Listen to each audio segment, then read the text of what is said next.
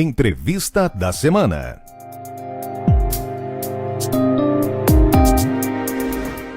O nosso convidado de hoje é o professor economista Roberto Dumas. No ano passado, ele escreveu um artigo num jornal de grande veiculação. Esse ano, ele escreveu um outro artigo, mencionando o artigo anterior e dizendo que o cenário será de aprofundamento ainda dessa crise. O artigo a que eu me referi era o conflito Estados Unidos-China. Isso. O senhor estudou na China, fez uma série de cursos, estudou na Inglaterra, fez essas previsões. Se baseia no quê? Veja, como nós comentamos, eu acho que até no artigo, comentei acho que até 2 vezes, é o seguinte: o problema que está acontecendo dessa guerra comercial Estados Unidos e China, ela deixou de ser uma guerra comercial. Ela começou com uma guerra comercial tratando-se de soja, de aço, de equipamentos, etc. Passou para um problema de alegada roubo de propriedade intelectual e agora estamos falando de segurança nacional, apesar da população ainda não ter atinado pelo fato de segurança nacional. Por que eu digo isso? Se nós formos lá para trás, em 1989, quando teve o massacre da Praça da Paz Celestial, e o grande líder à época era Deng Xiaoping, a China praticamente desapareceu para o mundo. Foi quando apareceu aquele jovem na frente do tanque. Exatamente. Só recapitulando para que todos entendam. Exatamente. E essa evolução foi... Aí, quando teve esse massacre, como o senhor bem colocou, do jovem à frente do tanque, os investimentos na China pararam. A China sumiu para o mundo. Ela estava crescendo, depois, quando morreu Mao Tse-tung, entrou Deng Xiaoping com as reformas, abrindo gradativamente a economia e colocando a meritocracia. Quando você teve o massacre, começaram aquelas conversas: vamos voltar com o maoísmo ou não vamos voltar com o maoísmo? Deng Xiaoping ficou desesperado, até que em 1991 a União Soviética colapsou. Ele falou: olha, eu preciso correr. Por quê? Porque dado que existe trilhões de dólares numa nuvem cibernética, esses trilhões de dólares... Que se movimenta em um segundo. Exatamente. Uma tecla. Vão acabar caindo nas antigas repúblicas da antiga União Soviética. Então é melhor eu fazer um acordo com o governo para ele suportar as minhas reformas. E ele fez o que a gente chama de grande acordo. Qual foi esse grande acordo? Grande acordo, ele falou, primeiro ele conversou com o Partido Comunista Chinês, junto com o Conselho de Estado. Falou o seguinte: Conselho de Estado, sempre você vai ter alguém do Partido Comunista Chinês liderando esse país. Não teremos democracia.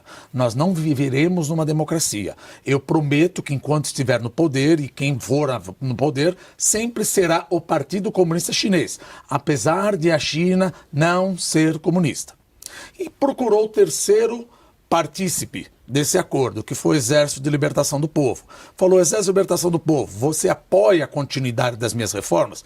Olha, apoiar eu apoio, mas onde que eu entro nisso daqui? Eu prometo a você que nós sempre teremos um exército moderno e te dou participação em algumas empresas chinesas. Aí você começa a entender o problema da Huawei.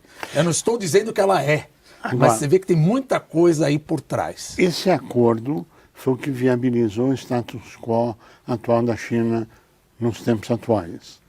Essa discussão na participação do Exército ou das Forças Armadas, etc., em empresas estatais, é uma das bases do conflito de interesse comercial que o senhor citou? Pode-se jogar alguma cortina de fumaça falando: olha, eu quero colocar uma tributação de 10 pelos restantes dos 300 bi, mas o problema maior aí, como eu digo, comércio você pode até se acertar. Mas o problema maior está naqueles 2 problemas que eu mencionei, que não é bem comercial. É o problema da propriedade intelectual e o problema da segurança nacional. E sabe qual é o problema, Cury? Eu não acho que isso vai ser resolvido em 3, 6, 9 meses. Em que pese que eventualmente no ano que vem eles entrem em algum acordo, falam: olha, eu compro soja de você, você vende aviões, Boeing, etc. Só que vai continuar rusga. Por quê? A China, ela quer um acordo de igual para igual. O Trump, eu não sou psicólogo, mas se a gente pensar um pouquinho no psiquê dele, é óbvio que ele quer destruir a China. Então vai ser difícil eles entrarem num acordo. Bom, mas o que eu tenho a ver com isso? Veja, não é eu tenho a ver com isso. Nós estamos falando de dois rinocerontes. O que o mundo perde com essa briga? Qual a sua visão? Olha, se a gente começar primeiro pelos Estados Unidos, o fato de você colocar tributação de importação é uma coisa muito simples que vem lá do economista David Ricardo, chamado vantagens comparativas. O que é essa vantagem comparativa? Vamos supor o seguinte: se o senhor trabalhar 24 horas por dia, 7 dias por semana, e não faz mais nada, não come, só trabalha. É um hipotético.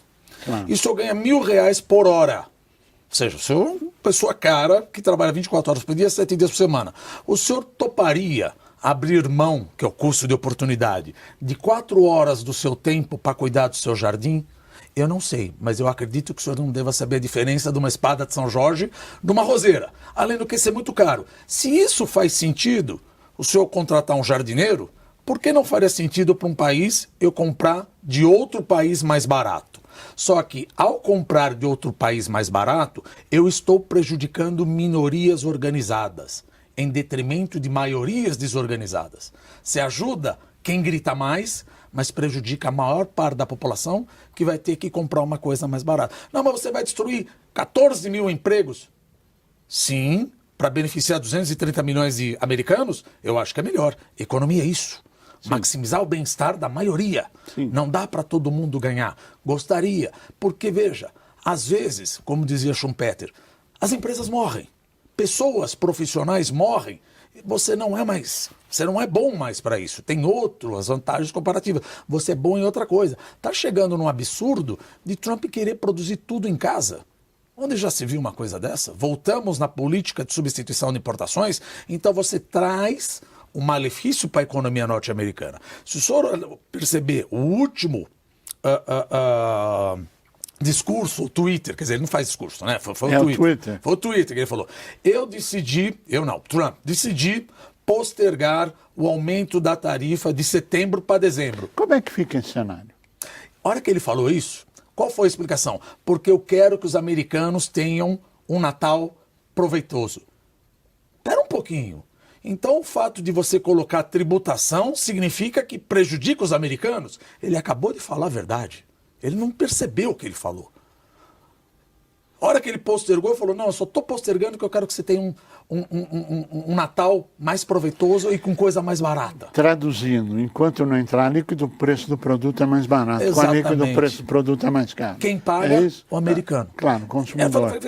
Quem que está pagando a tarifa?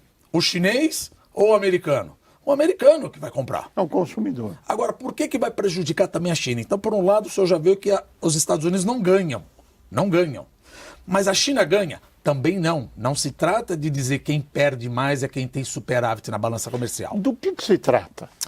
É aí que é o ponto. Por exemplo, se eu tenho uma empresa, 50% das exportações da China são de empresas estrangeiras. E a maior delas, americanas, que estão na China. Exatamente. O que elas fazem? Bom, se Trump colocar uma tributação, que ele já colocou de 25% em 250 bilhões, e agora vai colocar 10% em 300 bilhões, eu, como estou na China, empresa americana, eu não quero mais ficar na China. Eu vou para o Vietnã, para o Camboja, para a Índia. No final das contas, você troca um déficit da China para um déficit com Vietnã, Camboja, Índia. Não está adiantando nada. Você vê que ele não gosta da China. Mas ele sabe que ele vai trocar um déficit com outro.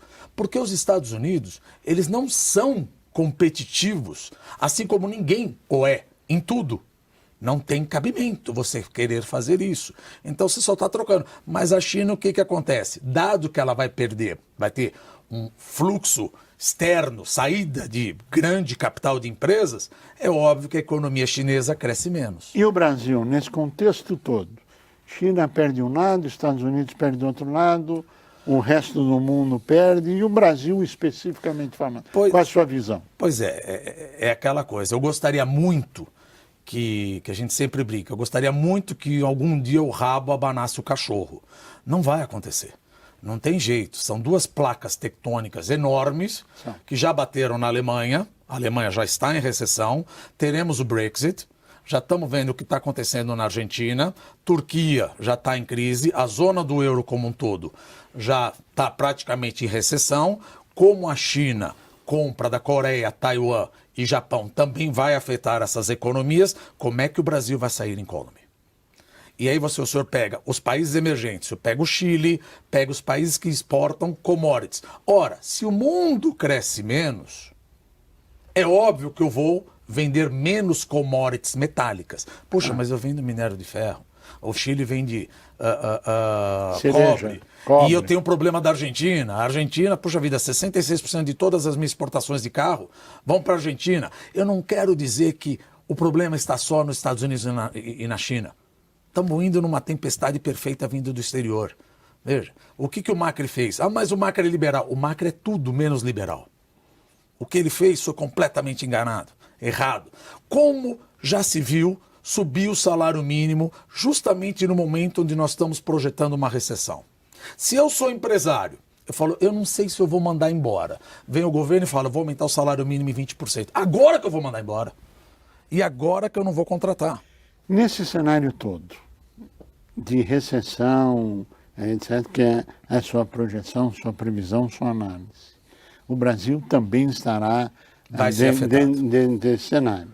Bom, qual é o caminho para o mundo? Porque o mundo não consegue ficar crise. E mais especificamente, as empresas no Brasil, que em 2014 começou a crise no Brasil, que era uma crise política, se transformou em crise econômica, que nós vivemos ela até hoje. Estamos limpando, que dá para... Sim, mas essa crise ainda estamos nela. Sim. Né? Não saímos dela ainda. Ou a sua visão é diferente disso? Não, veja, é óbvio que melhorou muito. Se 2015 e 2016 nós perdemos um PIB per capita de quase 9%, crescer 0,8% é uma maravilha. Crescer 0,8% é uma maravilha. Sobre uma base deteriorada, claro. Sim. Cair 7%, mas nem país em guerra cai 7%. E agora vamos crescer 0,8% e o ano que vem. Veja, aparentemente o que a gente percebe é que o governo está fazendo tudo certo. Reforma da Previdência, por quê? Porque eu tinha uma espada de Damocles na minha cabeça, que era o gasto público. Sim. Se o gasto público não for endereçado, eu, senhor, todo mundo que financia o governo através de fundo DI, título público, peço mais taxa de juro. Peço mais taxa de juro, a empresa não investe, o consumidor não consome e o PIB cai. Então, limpamos isso da frente. Vamos na reforma tributária. O problema é que o país não é uma ilha isolada. Não é. Nós vamos ser afetados de alguma maneira, quer através da briga entre Estados Unidos e China, quer através da Argentina.